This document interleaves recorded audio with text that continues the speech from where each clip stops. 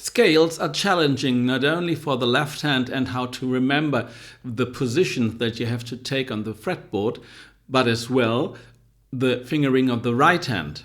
For the Segovia Scales, I already made 2 videos on how to memorize the left hand fingerings. In this video, we'll focus on the right hand fingerings, so let's see. Segovia writes in his book that you should play in both free stroke and rest stroke. And the first 6 fingerings he proposes for the right hand are quite normal because it just alternates stroke between 2 fingers. The 7th one instead is quite tricky because it's a 4-stroke pattern which can clash with the left hand, as we have strings where only 2 notes have to be played on, 3 notes or 4 notes or 5 notes. So the 4-note pattern of the right hand will alternate in some way with what we have to do with the left hand. And this is one very particular thing that makes guitar tricky and interesting as well, because I love that very much. So let's dive in. Rest stroke with I am. You have to be careful when landing on the adjacent string that you release the tension of the impulse immediately after having landed on that string. You can control that by watching if the string is bent or not. So,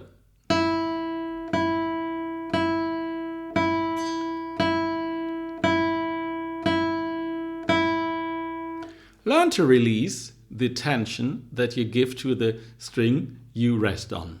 The free stroke then is just the same. You don't touch the adjacent string, but after having produced the note, immediately release the tension, and hopefully your finger gets back in a kind of neutral playing position that they have before striking the string.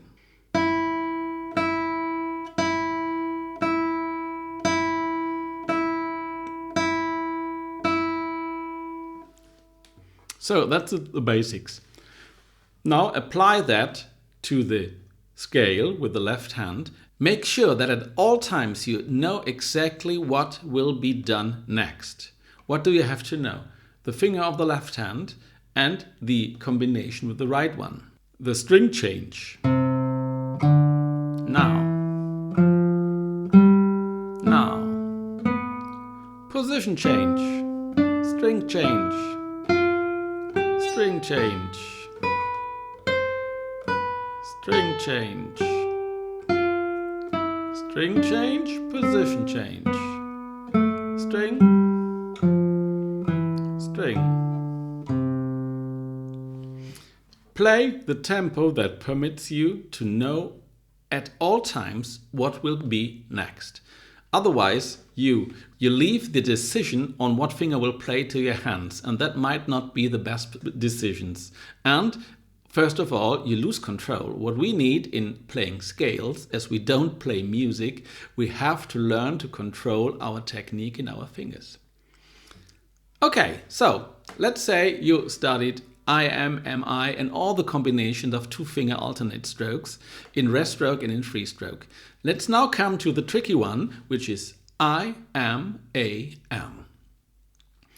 The first thing that we might do is playing that on open strings. So let's do the pattern with 4 notes on each string.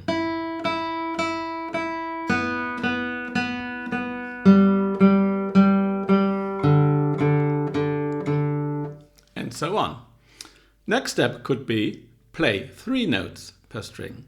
In that case, you will have different fingerings for the right hand on each string because we have a 4-note pattern and we're playing 3 on each strings. So the last note of the 4-note pattern will be the first one of the string after the change. Just have a look on that.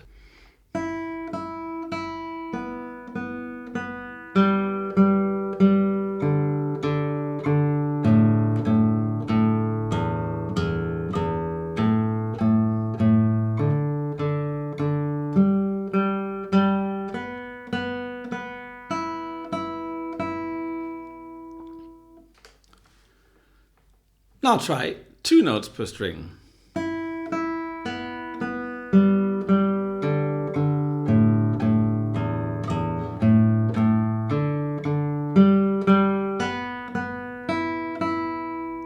This actually is, to me, easier than 3 notes per string. Good. Now you can do different combinations of that. Let's say 3 and 2. 1, 2, 3, 1, 2, 1, 2, 3, 1, 2, 1, 2, 3, 1, 2, 1, 2, 3, 1, 2, 1, 2, 3, 1, 2, 1, 2, 3. Make sure that you always play it I am, A am, I am, A am. Now, getting nearer to the scale, analyze what fingering is needed in the right hand for a given scale. Let's do that with the C major scale again. The first 2 notes on the 5th string, so I am. The next 3 on the 4th string, A, M, I. Now 4 on the 3rd string, M, A, M, I.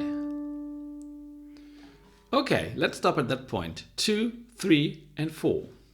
1, 2, 1, 2, 3, 1, 2, 3, 4. Then we have 3, 5, 3 again, 4 again, 3, and 2. The last stroke has to be the index finger. Okay? Now, let's do that again. 1, 2, 1, 2, 3, 1, 2, 3, 4, 1, 2, 3, 1, 2, 3, 4, 5, 1, 2, 3, 1, 2, 3, 4, 1, 2, 3, 1, 2. The last one, the index. And then add the left hand.